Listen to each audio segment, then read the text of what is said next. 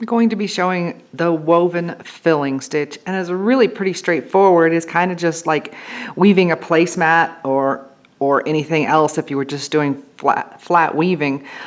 In this project, I do have padding. There's some layers of wool felt here. It started with a really small one, moved up to a medium, and then covered it completely. And all that's doing for me is adding some dimension to my finished design.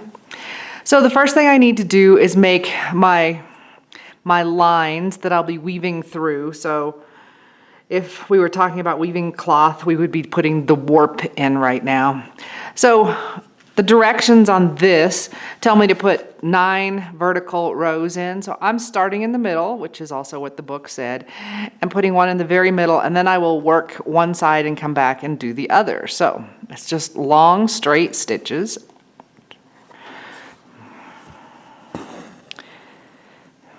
And then that one's the easy one, and then I just need to kind of space them out. So there's 4 on this side, and you could mark if you wanted to. They're pretty close together. I think I figured they're somewhere a little over 1/16 of an inch apart if you were measuring and dividing it up. And I know that this thread is matching a little bit more than what I usually show, but this is a finished project instead of just a sample. It's 1.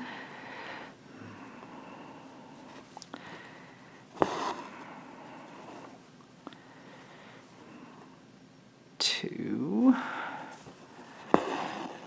and in this case I am using 2 strands of a wool thread or floss.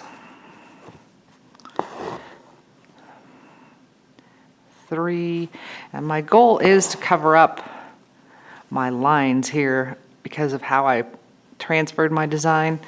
It's not just to cover the padding. So there's 4 lines on that side, and I'm going to put the other 4 in off camera. I actually already started weaving down on the bottom just because it was short stretches. So the only trick on the bottom is we're going to weave, and you want to make sure that it's going to come out correct up here. So what I did is I started over, under, over, and moved up that line, and then said under, over, under, and I just made sure that the pattern was the same, so if I had stitches there, that it came out on the right, correct on the right side. So the weaving part is basically putting the weft into your warp. So I'm coming up on one side, and I'm going to go either over or under the first one. It really doesn't matter, you just need to decide. And then the opposite on the next one. So I'm going under this one, and remember we have 2 strands, so I've got to watch and make sure that I'm not messing up there. Now I would have switched to a tapestry needle because I don't want to catch the threads and I don't want to catch the padding underneath, but I am going through the fabric at the beginning and end of each row.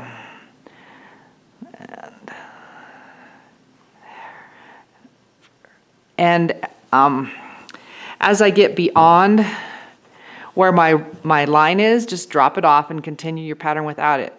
Now, I want my threads down next to the other one, so I can use my needle just like it was a beater bar on the loom to push it down where I want it to be. And when I get to the end, I'm going to go straight down off the edge. I'm treating this kind of like it's a satin stitch on the edge. So I'm going to go down. And in this one, the book tells me I need to do 2 rows of the same pattern each time. So I'm going to repeat it. I'm going to repeat exactly what I did on the last pass. So I need to be under this one, over that one, under, through to the other side. Now if you wanted a smaller or tighter weave, then you wouldn't have to do that. You could just alternate every other one. So I'm going to go straight down off the side just like if it was a satin stitch. Now what I'm not doing like a satin stitch is I'm not carrying the thread across on the back so that I'm always starting from the same side. So I'm going to come back up, and because I've done my 2 rows in the one pattern, now I need to switch. So it's going to be over, under, over, under. And the trickiest part about this in this case is not catching the felt underneath or my previous stitches because of the pointy needle.